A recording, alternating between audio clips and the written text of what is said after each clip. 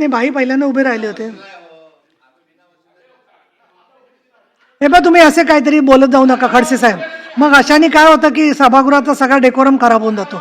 बोल, सगळ्या मंत्र्यांनी समाधानकारक उत्तर दिले. बोला, पण तुम्हाला बोलायचं असेल तर बोला. तुमचं सभागृह असं ताब्यात घ्यायचा प्रयत्न करू नका. बोलला मी पहिल्यापासून बटन दाबल्यानंतर नेहमी असं होतं की तुम्ही मला नेहमी म्हणता थांबा, मी थांबतो. अजून म्हणा तर बंद करा, बंद करू. आपल्याला काय बोलायला सांगितलंय. अहो, प्रश्न विचारायचा तो अधिकार आहे, तुमचा अधिकार आहे. त्याला परवानगी देणे, द्यायची असेल तर द्या, नको द्यायचे बसल्या खाली रिकामा. त्याला काय ऐकू आलं का मी काय बोलले ते? की 10-15 मिनिट एखादा प्रश्न विचारणार ना, अर्धा मिनिटासाठी परवानगी देणार नाही. अहो, आता त्यांनी जेव्हा प्रश्न विचारला खडसे साहेब, त्याच्यानंतर मंत्री महोदयांनी उत्तर दिलं समाधानकारक. वारंवार अनुभव येतो, वारंवार असं तुम्हाला वाटतं? ठीक आहे, आता विचारा, प्रश्न विचारायचा आहे का? मग विचारा. आता विचारतो. मी फार आभारी आपला की मला प्रश्न विचारायला संधी दिली. भांडून का होईना मला संधी मिळाली. माझा प्रश्न आहे मंत्री महोदयांना. नाही, तुम्ही आभार मानले म्हणजे ठीक आहे, आभारी आहे. माझा प्रश्न आहे की हे सर्व विषय झाल्यानंतर आंबा ह्या पिकासाठी जो पीक विमा, फळ पीक विमा आहे, त्या फळ पीक विम्याची मर्यादा जी आहे ते कधी 10 हेक्टर कधी 20 हेक्टर अशी कमी अधिक झालेली आहे. मला वाटतं 10 हेक्टर आंबा एकत्र हा महाराष्ट्रामध्ये कुठेच नसतो. कोकणामध्ये एखाद्या ठिकाणी एकाच सर्कलमध्ये म्हणतोय मी, ते एवढा असूच शकत नाही. आणि मग त्यामुळे आंबा पिकाला पीक विम्याचा लाभ होत नाही. त्यामुळे झाडावाईज 100 झाडं, 200 झाडं, 500 झाडं अशा झाडावाईज आंब्याला पीक विम्याचा लाभ मिळाला पाहिजे. यासाठी फळपीक विमा योजनेमध्ये काही सुधारणा करणार आहात? कुणालाच लाभ मिळत नाही. फळपीक विमा योजनेचा आंब्यामध्ये कुणालाच लाभ मिळत नाही. कारण 1 हेक्टर 10 हेक्टरच्या वर 25 हेक्टर ते एका सर्कलमध्ये शक्य होत नाही. तर याच्यामध्ये आपण सुधारणा करून आंबा उत्पादकांना न्याय देणार आहात का? मी सांगितलेला मुद्दा रास्त आहे आणि तो आम्ही अंमलात आणण्याचा निश्चित प्रयत्न करू. सभापती महोदय,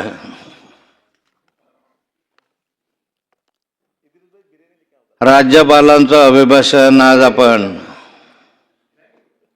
सभागृहाच्या पटलावर ठेवलं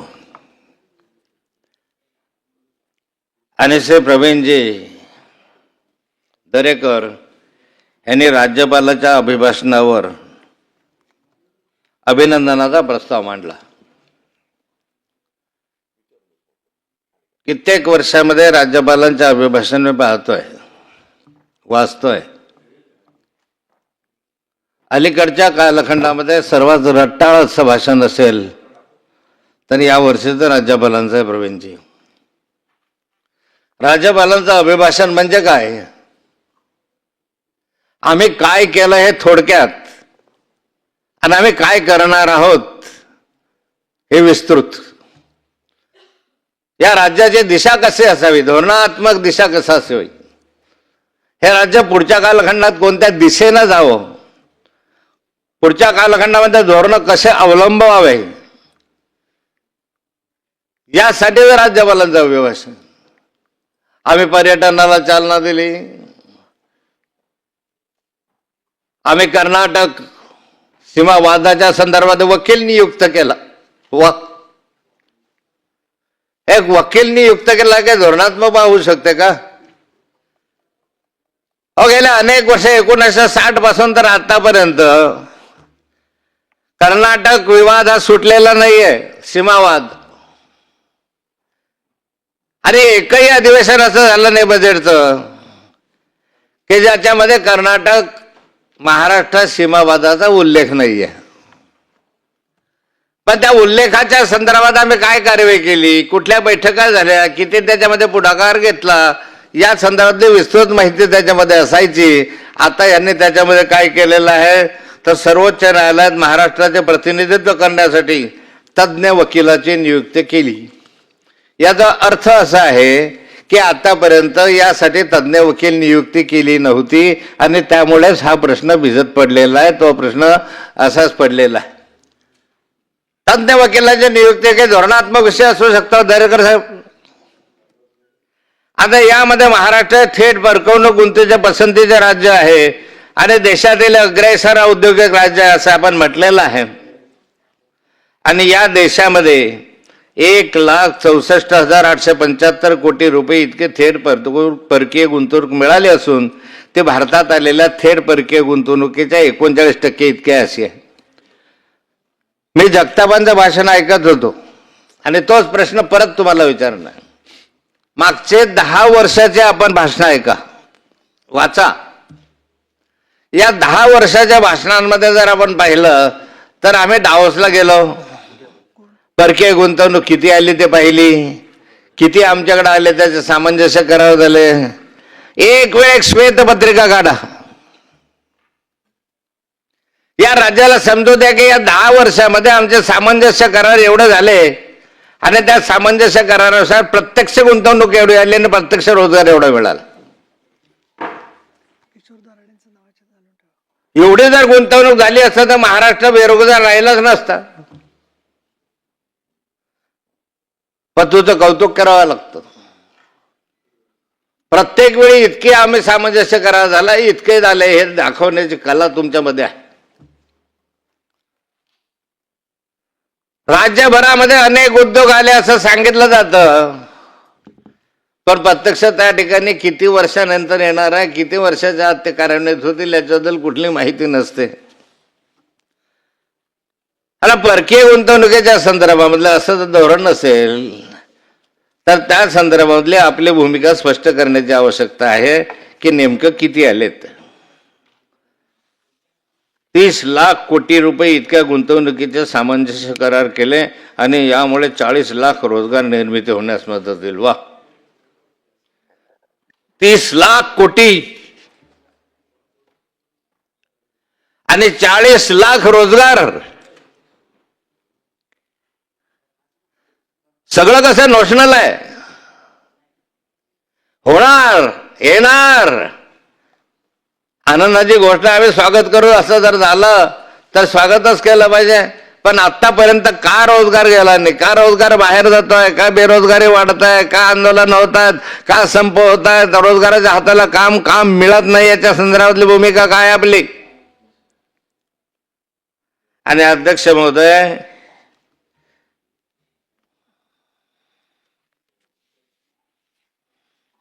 उद्दिष्ट ठेवतो आपण.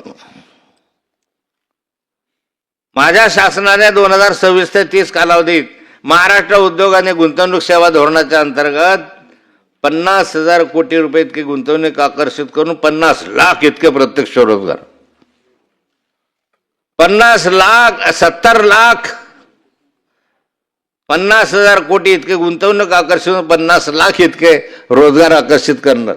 म्हणजे या ठिकाणी 70 लाख, 50 लाख, मागच्या याच्यामध्ये 30 लाख, 40 लाख रोजगार. म्हणजे आता रोजगारीच मिटली, कोणी राहिलंच नाही या महाराष्ट्रामध्ये इतके आकर्षित करणार. आणि अध्यक्ष महोदय, या संदर्भामध्ये माझी मागणी राहणार आहे सरकारला की खरोखर एक वेळ येऊ द्या ना महाराष्ट्रासमोर, एक वस्तुस्थिती येऊ द्या श्वेतपत्रिकेच्या माध्यमातून. आम्ही तुमचं कौतुक करू, या सभागृहामध्ये कौतुक करू की वाह, राज्य सरकारने या 10 वर्षाच्या दशकपूर्तीच्या याच्यात इतके बेरोजगारी कमी केली, प्रत्यक्ष रोजगार इथे असा झालाय या विभागामध्ये आले. आणि माझी मागणी राहणार आहे अध्यक्ष महोदय की हे सारं करत असताना हे उद्योग जात आहेत कुठे. या महाराष्ट्रामध्ये मुंबई, पुणे, नागपूर, नवी मुंबई, नागपूरला तर नाहीच, नाशिक, पुणे आणि मुंबई, नवी मुंबई याच्या ट्रँगल शिवाय उद्योग कुठे जात आहे. काय महाराष्ट्रामधल्या मराठवाड्याची स्थिती आहे. किती उद्योग महाराष्ट्रामधून मराठवाड्यामध्ये स्थलांतरित झाले, महाराष्ट्रामध्ये आपल्या मराठवाड्यामध्ये नव्याने उभे राहिलेत. किती उद्योग विदर्भामध्ये राहिले, किती उद्योग खानदेशमध्ये उभे राहिलेत. किती रोजगार विदर्भ, खानदेश, उत्तर महाराष्ट्र, मराठवाडा या विभागामध्ये मिळाला. प्रदूषण निर्माण करणारे उद्योग फक्त कोकणामध्ये आणायचे. मग आहे काय महाराष्ट्राच्या पलीकडे आहे की नाही. का का वर्धा जिल्हा नाही, परभणी जिल्हा नाही, जळगाव जिल्हा नाही, धुळे जिल्हा नाही, नंदुरबार जिल्हा नाही? नंदुरबार जिल्हा तर या महाराष्ट्रात आहे की नाही अशी स्थिती आहे. कोणत्या जिल्ह्यामध्ये उद्योग आहे? आणि मग सारे उद्योजक, सारे शिकलेले मुलं, सारे इंजिनियर्स उठले की पुण्याकडे जातात. आज पुण्यामध्ये सर्वाधिक IT उद्योग क्षेत्रामधले मुलं जात आहेत. गावाचे गावं ओस पडायला लागलेत. निवडणुकीमध्ये ज्यावेळेस आम्ही फिरायला जातो आमच्याकडे, तर त्या कालखंडामध्ये पाहतो तर घराला कुलूप. कुठे गेलेत? आई वडील गेले राहायला जळगावला, मुलं गेले नोकरीला पुण्याला.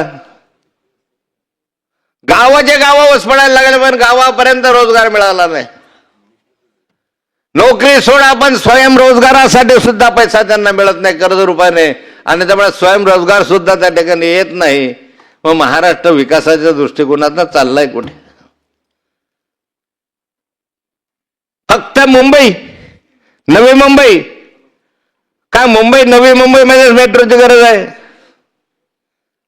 काय मुंबई नवी मुंबईमध्ये भुयारी महाराजांची गरज आहे? का नवी मुंबईमध्ये सगळेचे सगळे विस्थापित रस्ते पाहिजेत? त्यातला एखादा रस्ता समृद्धी सोडला तर करा. समृद्धीचा इतका गवगवात, इतकं कौतुक करतात तुम्ही त्या ठिकाणी, दुसरे रस्ते करा. गावामधल्या रस्त्यांची काय अवस्था आज? महाराष्ट्रातल्या या सभागृहातल्या सन्माननीय सदस्यांना मी विचारू असतो की समृद्धी झाला असेल, एखादा शक्तीपीठ चालू असेल दुसरा, किंवा आणखी 4 लेन हायवे झाले असतील, 6 लेन हायवे झाले असतील, नितीन गडकरी साहेबांच्या कृपेने हे सगळं चाललेलं केंद्र सरकारच्या. आपलं काय? ग्रामीण रस्त्यांची काय स्थिती आहे? तिथले खड्डे भरायला तुमच्याकडे पैसा नाही, कॉन्ट्रॅक्टरांचा पैसा द्यायला तुमच्याकडे पैसा नाही. ठेकेदारांचे पैसे 2-2, 2.5 वर्ष, 3 वर्ष मिळाले नाहीत. दरेकर साहेब, रस्ते कसे होतील? पूल कसे होतील? सेंट्रल गव्हर्नमेंटने दिलेल्या रस्त्यांच्या पलीकडे कोणते रस्ते तुमचे झाले तेवढं मला सांगा. मग ग्रामीण भागामधला नागरिक तुम्हाला मतदान करत नाही का? ग्रामीण भागामध्ये जनावरं राहतात, माणसं राहत नाहीत.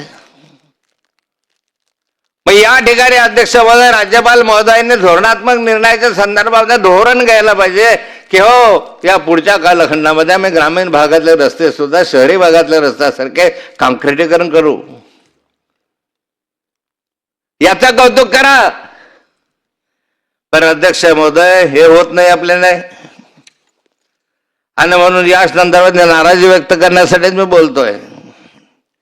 राज्यातील विविध क्षेत्राच्या अनुशेषावर राज्यपाल पूर्वी खूप वर्षापासून पाहतो, प्रथा एक परंपरा अशी होती दरेकर साहेब, राज्यपालांचं भाषण म्हणजे बॅकलॉग.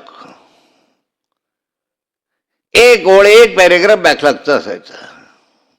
विदर्भाचा बॅकलॉग किती दूर केला, मराठवाड्यातला बॅकलॉग दूर किती केला, उत्तर महाराष्ट्र म्हणजे त्याच्यामध्ये पश्चिम महाराष्ट्रातला बॅकलॉग किती दूर झाला, कोकणातला बॅकलॉग किती दूर झाला.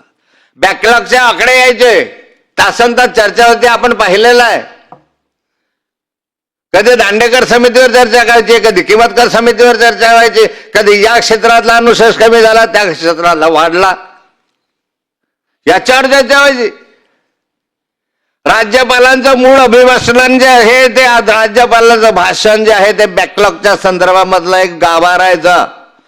माझ्या राज्यामध्ये हा एवढा अनुशेष इतक्या वर्षामध्ये कमी केला. स्वातंत्र्य मिळाल्यानंतर 75 वर्ष झालेत, पण अनुशेष अजूनपर्यंत दूर झाला नाही. ग्रामीण भागातला माणूस तसाच राहिला. एवढं सगळं राज्यपालांचं अभिभाषण मी पाहिलं आज अध्यक्ष महोदय. या अभिभाषणामध्ये मागासवर्गीयांच्या योजनांचा किती उल्लेख आहे? एक. दरेकर साहेब, आदिवासींचं काय? दररोज कुपोषणाचे बळी होत आहेत. कुपोषण मोठ्या प्रमाणावर वाढत आहे, पण माझं सरकार आदिवासींचं कुपोषण कमी करण्यासाठी अशा उपाययोजना करणार, याचा एक उल्लेख नसावा. मागासवर्गीय बांधवांना इतरांच्या तुलनेमध्ये बरोबरीला आणावं यासाठी ह्या योजना माझं सरकार घेणार आहे, ह्याच्या संदर्भात एक उल्लेख नसावा. अल्पसंख्याक समाजासाठी इद्रिस साहेबांनी आता भाषण केलं. काय मिळालं तुम्हाला? मागचं सरकार असो काय सरकार, मी ते म्हणत नाही, कोणावर टीका टिप्पणी मला करायची नाही, पण नाही मिळालं. 75 अल्पसंख्याक शाळा ते सर्टिफिकेट रात्रीमध्ये दिलं जातात, मायनॉरिटीचे सर्टिफिकेट देतात, त्याच्यासाठी अल्पसंख्याक समाजाला न्याय मिळाला पाहिजे म्हणून सर्टिफिकेट दिले पाहिजे. पण या सर्टिफिकेटचा किती दुरुपयोग केला जातो सांगा बरं मला उफरावून. अल्पभाषिक, अल्पसंख्याक जे बसत नाही त्या सगळ्या शाळा आता अल्पसंख्याक व्हायला लागल्यात, अल्पभाषिक व्हायला लागल्या. दरेकर साहेब, एक वेळ समिती बसवायची चौकशी करा, हे कशासाठी होतं याच्यामधला बॅकलॉग होत नाही. बॅकलॉग भरला जात नाही का? नट नाही, डायरेक्ट भरती होते पैसा घेऊन, ऑडिट नाही, ऑडिट होतं 10 वर्षानं. शिक्षण क्षेत्रामधला सर्वात भ्रष्टाचार जर असेल आता तर या अल्पभाषिक भाषांमध्ये आहे. त्याला न्याय द्यायचा आहे, त्याला दिलाच पाहिजे, त्याला सवलत मिळायला पाहिजे, त्याला मिळायलाच पाहिजे. पण त्याच्या नावानं जो दुरुपयोग होऊन राहिलेला आहे हा कुठेतरी थांबला पाहिजे, कुठेतरी थांबला पाहिजे. आम्ही मागणी करतो मग अल्पभाषिक, अल्पभाषा. मग आमच्या इराणी भाषा जी आहे ती अल्पभाषा आहे. आम्ही म्हणतो आम्हाला द्या की. मग गुजर समाजाला मिळाला आनंद आहे, शिंदे समाजाला मिळाला आनंद आहे, लिंगायत समाजाला मिळत असेल आनंद आहे, मग आम्हालाच का नको? मागण्या वाढताय, मागण्या यासाठी वाढताय की याच्यावर नियंत्रण नाही आहे. आणि मग अल्पभाषिकांना तुम्हाला सांगतो इद्रिस साहेब, कधीतरी बोला. मी एक धोरण घेतलं होतं मायनॉरिटी मिनिस्टर असताना, या राज्यामध्ये मायनॉरिटीसाठी इंजिनिअरिंग कॉलेज बांधावे. आणि त्यातलं पहिलं इंजिनिअरिंग कॉलेज माझ्या मतदारसंघात बांधून तयार आहे. 5 वर्ष झाली. तुमचं सरकार आहे ना बायबाप, बांधून तयार आहे. मायनॉरिटीचं धोरण घेतलेलं आहे, त्याच्यामध्ये 70% मुलं 30% मुली, मोफत शिक्षण इंजिनिअरिंगचं ग्रॅज्युएशन होईपर्यंत, 1 रुपया शिक्षणाला लागणार नाही. मुलींचं वसतिगृह वेगळं, मुलांचं वसतिगृह वेगळं, जेवणाची मोफत व्यवस्था, फीचा तर संबंधच नाही, फी घेतच नाही. करा, चालू तर करा 5 वर्षात. अरे अख्ख्या महाराष्ट्रामध्ये असे 10,000 मायनॉरिटीज इंजिनिअरिंग कॉलेज झाले, 10,000 मेडिकल कॉलेज झाले, 10,000 फार्मास्युटिकल कॉलेज झाले. मायनॉरिटीचे पोरं शिकतील ना तुमचे. हेतू एवढाच आहे आमचा की तुमचे पोरं इंजिनियर झाले पाहिजे. हेतू एवढाच आहे आमचा की जरा त्याच्या डोक्यात अक्कल आली पाहिजे. आहे पण शिक्षणाच्या दृष्टीने पुढे गेलं पाहिजे. जगाच्या बरोबरीला जाण्यासाठी मायनॉरिटी आलं पाहिजे पुढे, हा हेतू होता. कुठे का नाही करत तुम्ही? एवढ्या ढोल वाजवता तुम्ही सरकारचे. सांगा मायनॉरिटीच्या काय योजना केल्या? दरेकर साहेब, या 75 याच्या तुम्ही चौकशी करा, त्याची चौकशी करा. असं नाही आहे आतापर्यंत. यांना मी सांगतो, हो त्यांनाही सांगतो की आतापर्यंत जेवढे काही मायनॉरिटीचे तुम्ही प्रमाणपत्र अलीकडच्या कालखंडामध्ये दिले, अलीकडच्या, पूर्वी फार देताना मी मायनॉरिटी मिनिस्टर होतो, तो वर्षातून एखाद्या वेळेस 5, 7, 10 द्यायला राज्य. आता वर्षातून 100 अल्पभाषिक, अल्पभाषिक कसं? मायनॉरिटीवर अन्याय. जो मूळ हक्कदार आहे त्याला मिळत नाहीये. आणि त्यामुळे या ठिकाणी तुम्ही म्हटलं या संदर्भातली भूमिका ते मला न आवडणार आहे. तुम्ही बोललं ते मला पटलं नाही. आदिवासींच्या उपोषणाच्या आपल्या कुपोषणाच्या संदर्भामध्ये आढावा घ्या. एक आढावा कुपोषणाच्या संदर्भामधला घ्यावा की किती मेळघाटला अजून आदिवासी आहेत, किती गडचिरोलीमध्ये आहेत, किती अजूनही आमच्या आदिवासी ठाणे जिल्ह्यात पालघर तालुक्यामध्ये जिल्ह्यामध्ये आहे, किती नंदुरबार जिल्ह्यामध्ये अजूनही शहादा, अक्कलकुवा, मोलगी किती आहेत. वाढत्या संख्येत जळगाव जिल्ह्यातला आकडा आला परवा, डोळे विस्पारून जाते एवढा आकडा जळगाव जिल्ह्यामधला कुपोषणाचा आला. आदिवासींचा नाही आला, बिगर आदिवासींचा आला. बिगर आदिवासींचा जर एवढ्या मोठ्या प्रमाणावर आकडा वाढत असेल तर राज्यपालांनी ते 2 घ्यायला नको का, त्याची दखल घ्यायला नको का महाशय? माननीय राज्यपालांनी या संदर्भातले माझ्या मागण्या राहिलेल्या पाहिजे. एक तर बॅकलॉगच्या संदर्भामध्ये केलंच पाहिजे. लक्षात येत नाही तुमच्या आम्ही किती मागे आहोत. 100वा भाग आहे साहेब. आम्ही महाराष्ट्राच्या प्रगतीचा 100वा भाग म्हणजे नंदुरबार. तिकडे 100 रुपयात आम्हाला 1 रुपया. तिकडे इतके मुलं नोकरीवर तर आमच्याकडे कोणीच नाही. तिकडे IT क्षेत्र एवढं तर आमच्याकडे काहीच नाही. तिकडे सिंचनाचा प्रकल्प आमच्याकडे नाही आहे.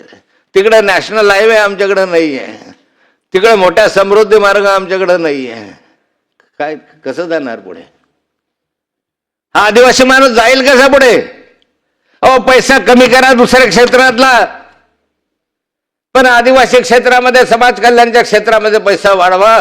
अध्यक्ष महोदय, राज्यपाल महोदयाने कौतुक केलं. बाहेर मागच्या कालखंडात लाडली बहीण वगैरे वगैरे भला सर्वांनी स्वागत केलं असेल, पण समाज कल्याण विभागाचा पैसा ज्यावेळेस लाडली बहीण योजनेत वळवला जातो त्यावेळेस दुःख वाटतं.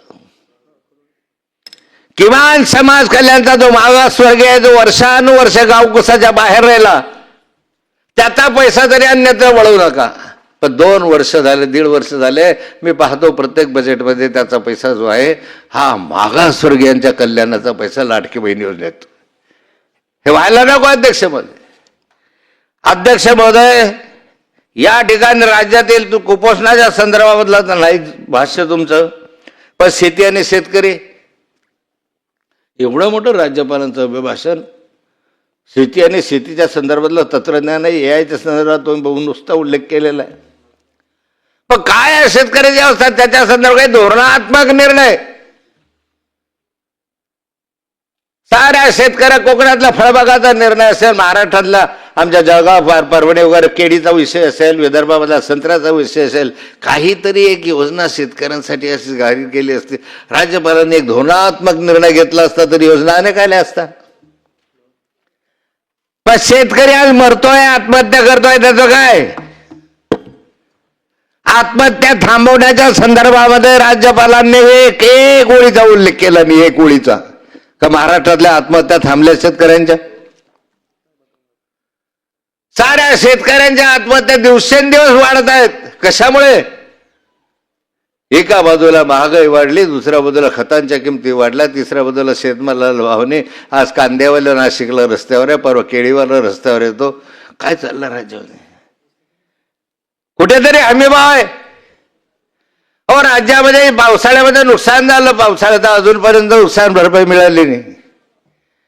केळी पीक विम्यासाठी दररोज आंदोलन आमच्याकडे चाललंय. सावद्याला आज बसले होते लोक. हजारो शेतकरी ओरडताय की केळीचा पीक विमा आम्ही भरला, पण पीक विम्याचा पैसा तर द्या. पीक विम्याचा पैसा घेण्यासाठी राज्य सरकार पुढाकार घेत नाही. काय करायचं शेतकऱ्यांनी? शेवटी मरायचं का त्याने केडे मुंग्यासारखं? त्याच्या संदर्भात जर उल्लेख याच्यामध्ये नसेल, शेती शेतकरी वारंवार उल्लेख केला. कर्जमाफीच्या संदर्भामध्ये कुठे गेली कर्जमाफी तुमची? या क्षणापर्यंत शेतकऱ्याच्या कर्जमाफीच्या संदर्भामध्ये आत्ता तरी अजून तरी उल्लेख नाही. या अधिवेशनात व्हावी अशी अपेक्षा शेतकऱ्यांची आहे. संपूर्ण कर्जमाफी करण्याचं धोरण तुम्ही निवडणुकीच्या कालखंडामध्ये आपल्या आश्वासनामधून जाहीर केलं होतं. सरसकट कर्जमाफी 30%, 20%, 5% असे नव्हती, पण सरसकट कर्जमाफीच्या संदर्भात घोषणा केली. कुठे गेली तुमची कर्जमाफी? अध्यक्ष महोदय, साराचं सारं करत असताना अध्यक्ष महोदय ह्या साऱ्या बाबी ज्या आहेत त्याच्यामध्ये उल्लेख तोडके तीर्थक्षेत्र विकासाच्या संदर्भात मोठ्या 22 मिनिटं झाले.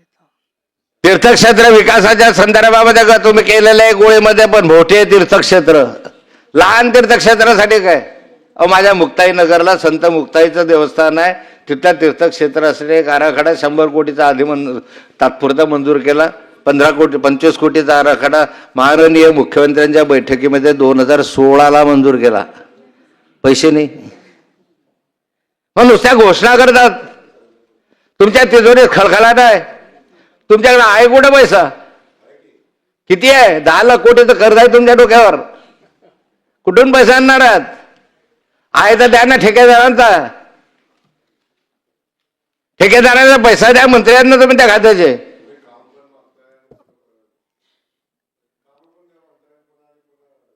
अरे काम द्या, तुमचं दायित्व आहे.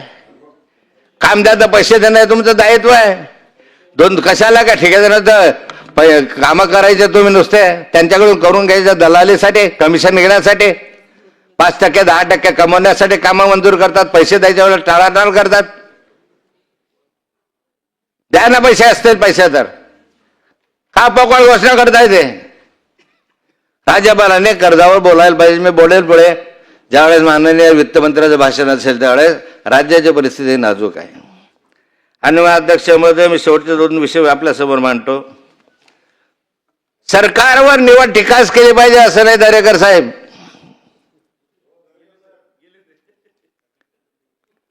सरकारने काही चांगले कामं केले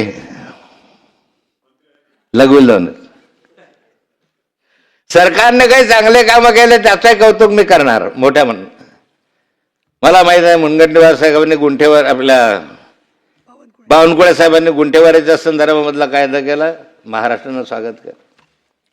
राज्यभरामध्ये गुंठेवारीच्या संदर्भामध्ये जो प्रॉब्लेम होता 1 गुंठा 2 गुंठे 10 गुंठे, तो साराचा सारा गुंठेवारीचा कायदा राज्यभरामधून त्यांनी करून 1 गुंठ्याला सुद्धा परवानगी घर बांधायला दिली. त्यामुळे पंतप्रधान आवास योजनेचे जे कामं होते ते थांबले, आपले सुरू झाले. 1 गुंठ्यामुळे पंतप्रधान आवास योजनेचे कामं मोठ्या प्रमाणात थांबले होते. आता ते सुरू झाले. तुकडेबंदी कायदा, त्याच्यामध्ये सूट दिली. त्याचा एक फायदा या राज्याला जरूर झाला. 2 लाखापर्यंत मुद्रांक शुल्क माफ, त्याचा या राज्याला जरूर फायदा झाला. अनेक काही चांगल्या योजना केल्या, अनेक काही चांगले धोरण घेतले. 30 लाख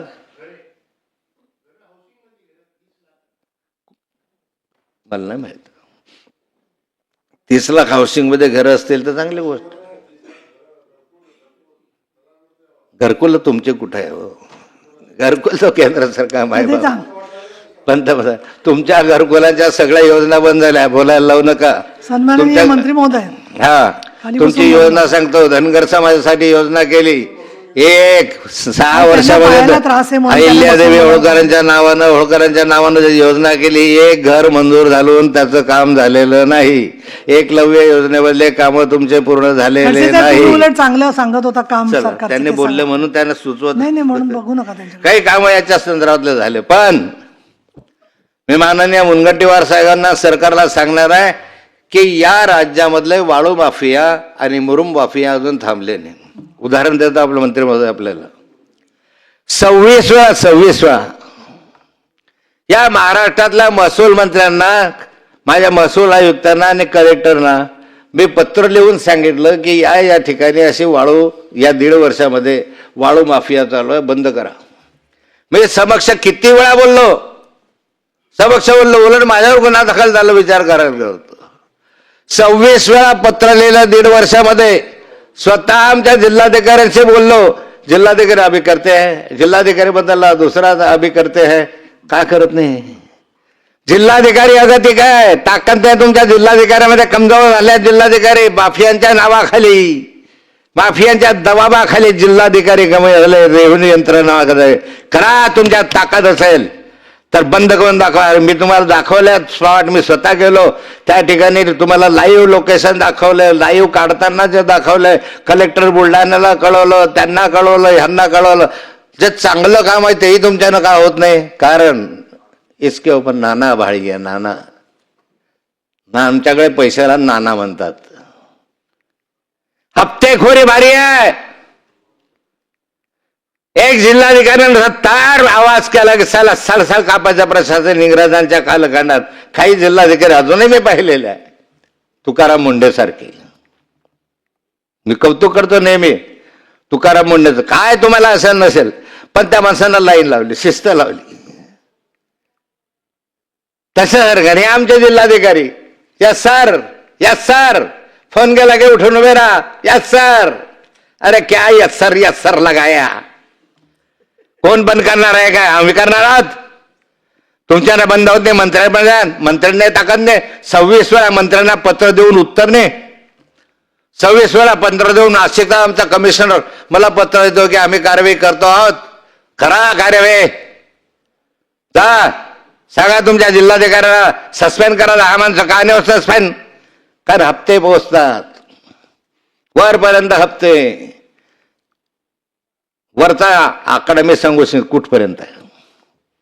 तहसीलदार असू शकेल, प्रांत असू शकेल, वरचा भोळे साहेब, एकच अर्धा मिनिट फक्त. खडसे साहेब काय अरे माझं आव्हानात चॅलेंज आहे या सरकारला, चॅलेंज. त्या राज्यामधले वाळू माफिया, मुरुम माफिया हे बंद करून दाखवा. तहसीलदार घाबरतो, त्याच्या अंगावर हल्ला होतो. पोलीस संरक्षण देत नाही, म्हणता आमचं काम नाही आहे. प्रांत घाबरतो, त्याच्या घरावरले होतात. त्याच्या गाड्यांवर हल्ला तर सुरक्षित आहे का कायदा सुव्यवस्था आहे काही नाही. म्हणून शेवटचं माझं आव्हान सरकारला की बंद करा. किमान आमच्या मतदारसंघात जर 26 पत्र दिले, 26, माझ्यासारखा माणूस ज्यावेळेस 26 पत्र 1.5 वर्षामध्ये येतो तर ते दखल होत नाही. किती संवेदनशील सरकार आहे. वा राज्यपाल महोदय, मी तुमचं अभिनंदन करेल यासाठी की इतकं निगरगट्ट सरकार आम्ही कधी अनुभवलं नाही, ते आता अनुभवतो आहोत. मी ना आपल्या या संदर्भाला खेद व्यक्त करतो आणि माझे 2 शब्द संपवतो.